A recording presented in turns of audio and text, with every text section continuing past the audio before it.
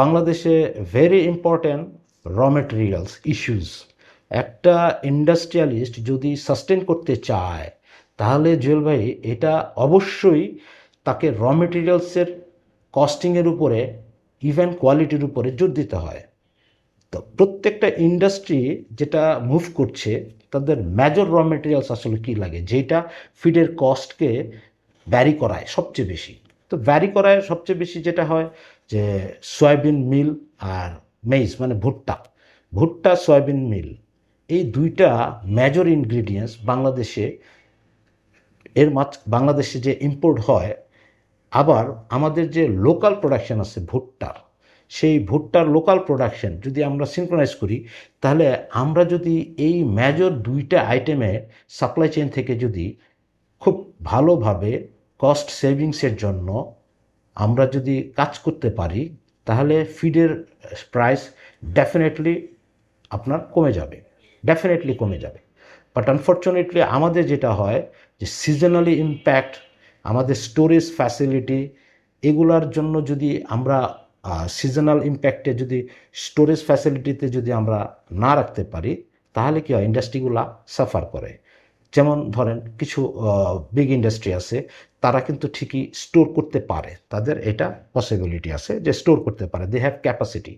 But ছোটো ছোটো এন্টারপ্রেনারদের তারা স্টোর করতে পারে না।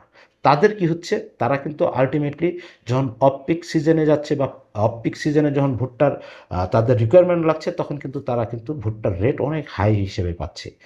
আর যারা স্টোর করতে পারছে, সিজনাল ভুট্টায় স্টোর করতে পারছে, তারা কিন্তু ঠিকই কিন্তু এটাকে সাস্টেন করে যাচ্ছে। আনফর্চুনেটলি দুইটা গ্রেইনস আইটেমেরই কিন্তু জল ভাই সিজনাল ইম্প্যাক্ট আছে। সয়াবিনেরও কিন্তু ওয়ার্ল্ডে একটা সিজন আছে, ভুট্টারও যেমন সিজন আছে, সয়াবিনেরও সিজন আছে।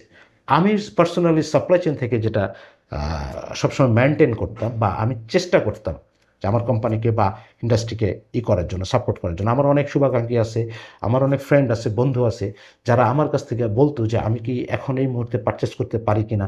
বাট এটা আসলে প্রেডিকশনের খেলা, আমারটা রাইট নাও হতে পারে, আবার রংও হতে পারে। অনেকগুলো ফ্যাক্টর তো এখানে ইনভলভড। ধরেন অনেকগুলো ফ্যাক্টর, যেমন ওয়ার্ল্ড ইস্যুস, ওয়ার্ল্ডের কোনো ইকোনমিক্যাল ইস্যুস, ওয়ার্ল্ডের ওয়ার ইস্যুস, ওয়ার্ল্ডের ওয়েল প্রাইসের ইস্যুস, বাংলাদেশের পলিটিক্যাল ইস্যুস, সব মিলাই কিন্তু এখানে একটা ফ্যাক্টর। তো এইখানে প্রেডিকশনের মাত্রাটা এরকম যে অনেকগুলো ফ্যাক্টর কনসাল্ট করলে কিন্তু বোঝা যায় যে ওকে এখন পারচেস করা উচিত বা এখন পারচেস করা উচিত না। বাট আনফর্চুনেটলি আমাদের আসলে সাপ্লাই চেইন থেকে এখন পর্যন্ত অনেকেই জানে না সয়াবিনের রিকোয়ারমেন্ট কত বাংলাদেশে, সয়াবিন মিলের রিকোয়ারমেন্ট কত বাংলাদেশে। যদি 6.5 লক্ষ মেট্রিক টন ধরে সয়াবিন মিল প্রোডাকশনের জন্য রিকোয়ারমেন্ট চিন্তা করে, তাহলে বাংলাদেশে সয়াবিনের রিকোয়ারমেন্ট অলমোস্ট ধরেন 3 million metric ton yearly, almost. এটা জাস্ট অনলি ফর আমাদের পোলট্রি ইন্ডাস্ট্রির জন্য 3 মিলিয়ন মেট্রিক টন রিকোয়ারমেন্ট আছে। তা ইন দি মিন টাইম আবার ধরেন যদি ভুট্টার ক্ষেত্রে সেম বাংলাদেশি প্রোডাকশন হয় ভুট্টা, okay, almost 5.5 or 6 million metric ton ভুট্টা প্রোডাকশন হয় বাংলাদেশে।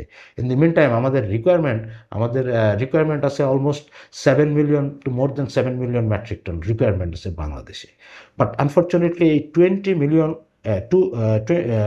2 মিলিয়ন মেট্রিক টন যখন আমরা পারচেজে যাচ্ছি ইন্টারন্যাশনালি, তখন হয় কি, আমরা হয়তো ভুল জায়গায় পারচেস করছি। যেমন ধরেন ল্যাটিন আমেরিকার সিজনাল ইম্প্যাক্ট কখন, ল্যাটিন আমেরিকার প্রসেসটা কখন, আমার এলসিটা শ্যুট করা উচিত কখন, এগুলার অনেকগুলো পারসেপশন চলে আসে। যার জন্য সাপ্লাই চেন থেকে যেটা হয় যে সাপ্লাই চেন এটা মেনটেন করতে যে অনেকগুলা ইস্যুতে পড়ে। যেমন ধরেন ওই কোম্পানির ওই সময়কার ফাইন্যান্সিং স্ট্রেংথটা কী অবস্থা আছে, ওইটা যদি তখন সে মেনটেন না করতে পারে, হয়তো সে লুজ করে, যদি ওই সময়ের প্রাইসটা লুজ করে, তাহলে কি হয়, পরবর্তীতে সে অফ সিজনে যখন পারচেস করতে যায়, তো ডেফিনেটলি এটার প্রাইস অনেক বেড়ে যায়। ইন দি মিন টাইম লোকালিও প্রাইসটা বেড়ে যায়।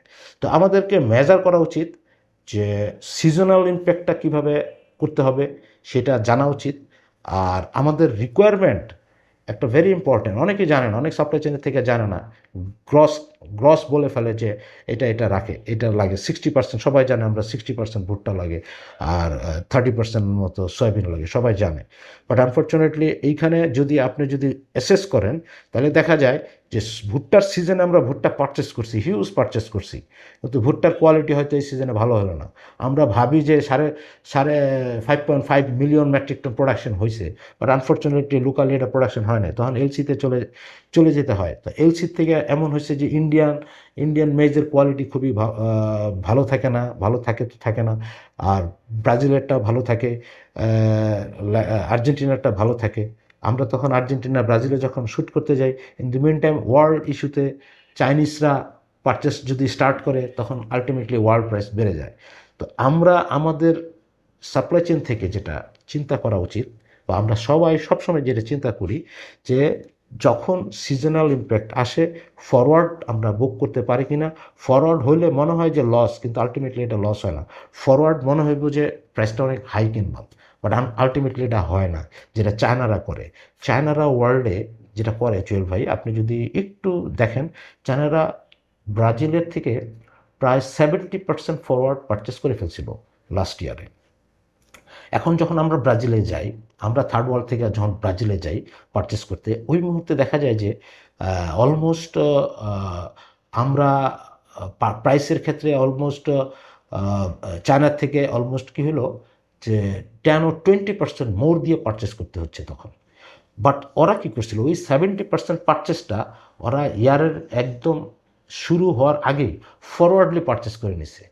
তো ওই ক্ষেত্রে ওদের গভর্নমেন্ট অবশ্যই একটা ফ্যাসিলিটিস করে রাখে, কারণ অনেক বড় দেশ তো, ওদের ম্যান পাওয়ার অনেক, ওদের কনজামশনও অনেক, যার জন্য ওরা গভর্নমেন্ট একটা এমফেসাইজ করে রাখে। আর আমরা যখন ওই ফিল্ডে যাই, আমরা সিজন দেখতে চাই, এখন ব্রাজিলের সিজন, বাট আনফর্চুনেটলি এটা ফরওয়ার্ড বুকিং হয়ে গেছে বাই চায়না। তখন কি হয় যে আমরা আর ওই ফরওয়ার্ড বুকিংয়ের ওই প্রাইসটা আমরা পাই না, যেটা রিয়েল প্রাইস, কারেন্ট প্রাইস সেটা পাই। ইন দ্য মিন টাইম আমরা হয়তো কিছু মার্কেট আছে, প্ল্যাটফর্ম আছে, যেমন ধরেন সিবোধ মার্কেট, সিবিওটির থেকে আমরা রিয়েল টাইম কালেকশন প্রাইসটা নেওয়ার চেষ্টা করি, বাট আনফর্চুনেটলি সিবিওদ মার্কেটটাও ওইভাবে পারফর্ম করে না যখন ফরওয়ার্ড পারচেজে চায়নারা যায়। তো এই ক্ষেত্রে চায়নাদের সাথে আমরা হয়তো পারবো না কখনোই, কিন্তু আমাদের উচিত হবে র মেটেরিয়ালসের পারচেজের ক্ষেত্রে এখন যেটা করা উচিত, যে আমাদেরকে প্রত্যেকটা প্ল্যাটফর্মে ভিজিট করা উচিত, প্রত্যেকটা প্ল্যাটফর্মের ইনফরমেশন কালেক্ট করা উচিত। আফটার গেটিং দ্য ইনফরমেশন দ্রুত আমাদের এন্টারপ্রেনারদেরকে এইভাবে রিয়েলাইজ করা উচিত, বা এন্টারপ্রেনার যারা চাকরি করে পারচেস সাপ্লাই চেনে, যারা এটা নিয়ে থাকে, তাদের উচিত ইমিডিয়েটলি তার ওনারকে ইনফর্ম করা, ইভেন ইনফর্ম করে একটা ডিসকাশনে আসা। আর আমাদের এখন সবাইকেই এই দুইটা আইটেমের ক্ষেত্রে, সেটা ওনারই হোক আর সাপ্লাই চেনে হোক, সবারই উচিত হবে যে ন্যূনতম ইনফরমেশন গ্যাদার করা, সেক্ষেত্রে ব্লুমবার্গের রিপোর্টগুলা, এভরি উইকের রিপোর্টগুলা সবাই যাতে একটু পড়ে। ব্লুমবার্গের রিপোর্টগুলা, এগ্রিকালচারিস্ট যে রিপোর্টগুলো তারা প্রত্যেক সপ্তাহে 2বার করে পাবলিশ করে, সেটাতে স্টাডি করা। আফটার দ্যাট ওয়ার্ল্ড সিচুয়েশনটা কোন দিকে যাচ্ছে সেটার উপরে। আরেকটা হলো আমাদের লোকাল প্রোডাকশনের ক্যাপাসিটি কী অবস্থায় আছে। এই তিনটা জিনিস কিন্তু সবারই প্রত্যেক সময় জানা উচিত। আর রিয়েল টাইম সিবোধ প্রাইসটা এক্সেলেন্ট, সেটা যদি কেউ অ্যাসেস করতে পারে তাহলে ইজি হবে তার পারচেজের জন্য। তবে মূল কথা আমাদের অবশ্যই ভুট্টা আর সয়াবিন মিলের মধ্যে বিগ এমফেসাইজ করা, প্রত্যেকটা সাপ্লাই চেনের ক্ষেত্রে বিগ এমফেসাইজ করা, সেটা মালিকদের ক্ষেত্রে। তাহলে আমরা হয়তো একটু টেকনিক্যালি আমরা অ্যাডভান্স হয়ে আমরা ইন্ডাস্ট্রিতে সাপোর্ট দিতে পারবো, যেমন ফিড কস্ট রিডিউস করতে পারবো। এই দুইটা আইটেমের উপরেই ডিপেন্ড করে ফিড কস্ট